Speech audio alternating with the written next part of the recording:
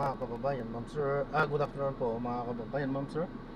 This is Jam, the Filipino channel ng inyong pong lingkod. So today is September 27, 2025 at tayo ngayon ay papunta dyan sa may Pacific Century Tower. Dito na sa may Quezon Avenue West, Quezon City at Diliman, Quezon City. At dalhin po natin yan sa may Grass Residences Tower 3 sa may Nueva Vizcaya Street, Santo Cristo, Bago Bantay, Quezon City. Okay, so magbabalik po tayo mamaya unti. Pag nakuha na po natin sila, disclaimer lamang po, ang content po natin ay kalsada at hindi ang passenger. Kaya naman, sakasakali man po na may marinig kayo mga pangalan ng lugar, pangalan ng tao, pangalan ng organizations, government or private, manyan, ay wala pong kinalaman ng channel na ito at wala pong pinapatungkulan. Lahat po ng pinag-uusapan dito ay pawang dito lamang po yan sa loob at wala pong pinapatungkulan sa labas. Okay po, so magbabalik po tayo mamaya unti po pag nakuha na po natin sila.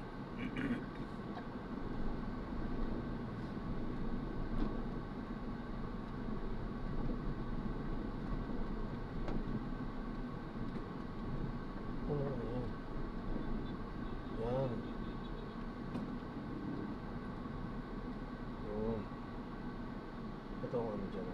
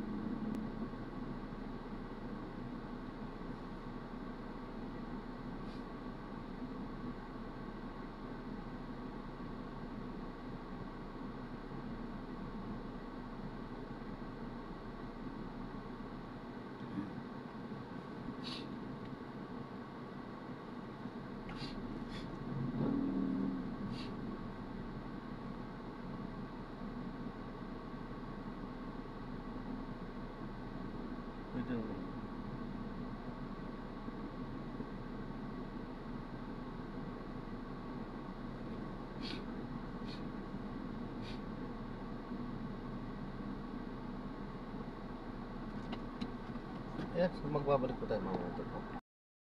300 meters, then keep left at the fork onto Quezon Avenue. Sir, magpapaalam mo kung ito yung pinakadaas lang po natin. May record po sa kalsada at i-upload ko sa aking YouTube channel. Okay, sir?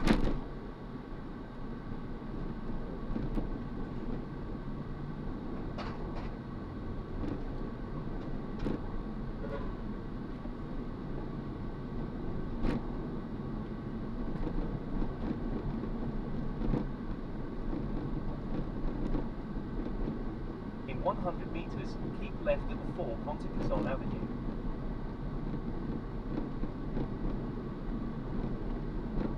In 80 meters, keep left at the fork.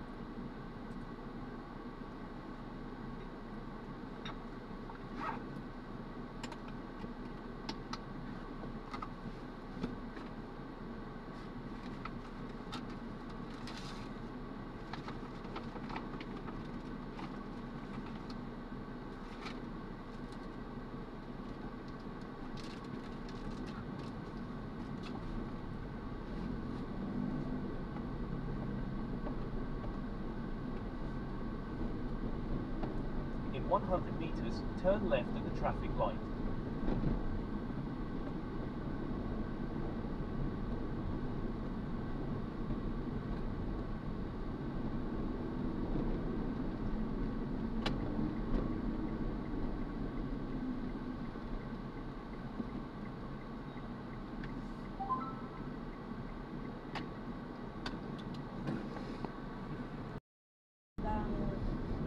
Explanation, ang magandang evaluation kung ano yung kalusugan natin.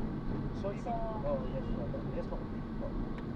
So yan po, kaya napakagandang pag-usapan kasi minsan mahirap talaga siyang maintindihan yung mga nasa loob, right? For example, we have testing sa ating lipid profile, blood sugar, yung iba nag-x-ray, nag-CT scan, nag-ultrasound, yan mga very beautiful yung sign, no? Pakikita sa atin kung ano yung kalusugan ng loob nating katawan. But again, looking at the skin, the hair, the lungs natin, yung feet natin, yung ating, again, yung pangkalabasan natin na yan, that will also give signs. Ngayon, minsan nakakapangdaya yung iba kasi ganda-ganda ng skin dahil ang dami-dami nilalagay. Ngayon, ang makikita natin dito, if this is 100% na 100% na natural na ways lang, yung mga hindi naglalagay ng skincare o hindi naglalagay ng mga kung anong management sa balat nyo. And then, solely, yun lang kinain mo ang mag-project down. Ibig sabihin kung ano yung ginawa mo lang, yun lang ang babatayan mo.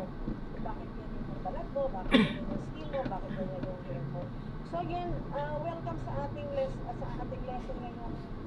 ngayong araw dahil ito po ay general knowledge na hoping na ito general knowledge na to, general prescription, but this can also help the inside of our body, the internal organs of our body. Ayan, napakaganda po itong siguro, maybe trying to break also the idea of most people na pang-aesthetic lang yung kanilang kapalat at ang kanilang mga buhok. But I really like what you mentioned po, that the outside part are the ones that are telling what's inside. Tama nga naman, if you're running inside, what will happen outside? So hindi lang pala talaga tama na nag-skincare na. Siguro may mga listeners tayo, nag-order ng skincare, pero parang wala pa rin pagbabago sa kanilang balat. O kaya naman, may pagbabago nga sa kanilang balat, pero inside naman ay there's something wrong. So, alright, now let's go on and move forward. So, ano na po yung mga pagkain na nakakatulong para mapanatili ng itis at malusog ang ating at itis at malusog ang ating balat. Or any nutritional facts, Dr. sa para po mapanatili makinis ang ating balat.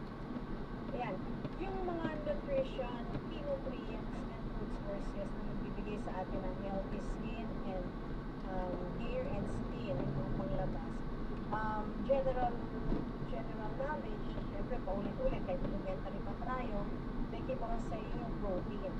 Okay, but again, there are two kinds of protein. The protein that has really, what I mean, yung main source ng protein at saka may second class protein na yung naging protein siya kasi galing din sa other protein. Like for example, yung first class protein natin, ito yung mga legumes, ito yung mga buto, ito yung halamang pagkain. Kasi yung protein content na yung first class yun. Yung mga second class, yung mga protein na naging protein siya dahil kinain niya yung protein. Like for example, naging protein yung karne kasi galing din yung mga structure ng spoken, pero actually the main food source din niya sa lamang pagkain. So when it comes to protein, I keep on saying yung protein natin will really give you good amount ng collagen and may tinatawag tayong keratin protein that will really strengthen the hair and yung collagen and skin, no? Very important yung skin needs collagen and elastin for strength and elasticity. So again, basic, no? Sa mga paulit-ulit na lang tayo nagsasabi, kumain kayo ng beans, kumain kayo ng lentils kasi these are super protein. Maaaring kulang siya ng amino yung karamihan ng beans, 7 essential amino acids lang. Pero ang beauty po nito is when you add other items sa beans, pwede na makompleto yung 8 essential amino acids, which is very, very beautiful. Doon naman sa mga hindi kaya ang beans, talagang isda ang kinakain nyo, I believe na pwede din yung kunin yung source nun, pero again, consider nyo pa rin ang beans, no? Kung hindi nyo maiwasan, so you just take it minimally, but again, ang prescription natin, yung super, and that is from the butil, yung mga butil na available sa atin. Like, for example, nga, munggo, lentils, beans, black beans, buto ng sitaw, buto ng okra, so, mga available sa atin. Baguio beans, kainin po natin yun. Meron pa mga sinasabing vitamin C, vitamin A, beta-carotene, yung mga vitamin E, kailangan din po yan. Kaya diba very, very popular yung mga skincare na may mga ganitong sustansya din. Yung zinc, yung omega-3 fatty acids, yung biotin, no? Yung iron. Very, very important. Yan ang mga sinasabi ng science. Kaya paano ako, babalik pa rin talaga sa pinaniniwalaan ko. Ang pinaniniwalaan ko, lahat ng sustansya, very helpful. Pero syempre nga, may naka-spotlights. Yung naka-spotlights, itong mga nabanggit ko kanina. Kasi meron silang mga researches tungkol dito. Pero again, hindi naman natin kayang kainin na vitamin C lang sa isang slice ng papaya. Sure, meron maraming vitamins, 10 minerals, antioxidants, phytochemicals na nandun. So, hindi lang isa ang nakakain natin papaya. So, mag-rejoice tayo, mag-celebrate tayo kasi yung ginawa ng Diyos, hindi lang yung na-discover ng science na makabubuti sa atin. Ang Diyos ang nag-discover niyan eh, kaya kung tayo sa whole food. So, Doc, you mentioned about the types of vitamins right now. The last time we talked about vitamin D, something that parang to awaken up the to boost activate the calcium na natutuhan natin. So, is it really vitamin C or vitamin D, Doc, or both for healthier skin and hair? Although nabanggit yung kanina na hindi naman natin nakakonsultahan when it comes to vitamin C. Pero yun nga po, nakikita natin sa mga advertisements that you can have this supplement na pack ng vitamin D para sa iyong skin and hair. So which is which, doctor? Again, we are prescribing your whole food. Now, if you're interested for your specific isolated, ang tawag natin sa mga supplements, isolated nutrients, naka-separate siya. Like for example, isolated yung vitamin C, minsan merong vitamin E lang na isolated, may mga zinc lang na isolated, may mga omega-3 fatty acids na isolated nutrients. Hindi po namin dito pinag-uusapan yung mga nutrients kasi if you want specific isolated nutrients, yung mga supplements, you have to go to your doctor. Kasi yung doctor po ang kailangan mag-prescribe sa inyo. Pero ang pinag-prescribe namin dito ni Pastor Kyle, napakaganda. Bakit? Kasi nga, sabi ko nga, we are prescribing vitamin C, pero in the form na whole food siya. Hindi siya capsulated, hindi siya tablet form. Yung vitamin A natin dito, vitamin E, vitamin A, beta-carotene, yung mga zinc, mga omega-3 fatty acids natin dito, lahat po iyan po natin sa pagkain. Example po, vitamin C, makukuha natin yan sa prutas, no? Yung sa Philippines, marami na tayong, ay naku, nakakakita na ulit ako ngayon sa palengke ng mga dalangita. So, go for dalangita. May guwapa na rin sa palengke ngayon. Meron tayong mga gulay na marami sa vitamin C. Mga leafy vegetables natin, lahat ng gulay may vitamin C. So, pag niluto nyo, bababa ng konti. Pero don't worry, hindi siya nauubos. Ang vitamin A naman po, alam natin yan, carrots, no? Ang beta-carotene, Residence po kayo dito? nandiyan yung talso, kamote, malunggay, alugbati, kulipis, lahat po, pumpkin, kalabasa, carrots, kamote, ayan na, yung mangga natin, yung mga dilaw, mga dilaw, Drop off po. mga prutas, no? 3839 po. 3839. Avocado, Tower 3. peanuts, nandiyan yung nuts na sunflower seeds, no? Ngayon marami na rin mga sunflower seeds na nabibenta. And then, again, yung avocado, medyo wala na yung avocado ngayon. Pero meron pa rin ako nakikita sa palengke. Yung zinc naman, of course, this will support yung wound healing natin. It helps regulate yung oil glands. Kaya, kung maganda yung zinc intake nyo, na-prevent natin yung hair loss. Okay, so again, saan natin makikita to? Lentils ulit, mga butil. No? Yun ang parati ko sinasabi, kaya ako bilib na bilib sa mongo talaga. Kasi nahandoon na yung lahat. Nandun yung protein, nandun yung zinc, nandun yung beta-carotene, nandun yung fiber. So, go tayo dyan. And then, yung omega-3 fatty acids na sinasabi natin, pwede din natin makuha sa chia seeds, flax seeds, sa nuts, sa walnuts. Yung mga non-vegetarians, kinukuha nila yan sa salmon, tsaka sa sardines. So that will keep our hair strong. And it can also, lahat na nabanggit ko, will reduce inflammation. So, pagka reduce ang inflammation, this will support hair follicle health. So, yung mga hair kasi natin may follicle yan. So, susuportahan niya yan. Okay, yung kalusugan niya. And then, meron pa tayong sinasabi na isa yung yung biotin, yung vitamin B7 for hair strength. Ito naman, Ingat po, gandas po. makita nila na itong biotin is very much related na nakakakos siya ng brittle hair, yung ano ba, yung marupok yung hair, yung madaling mapigtan.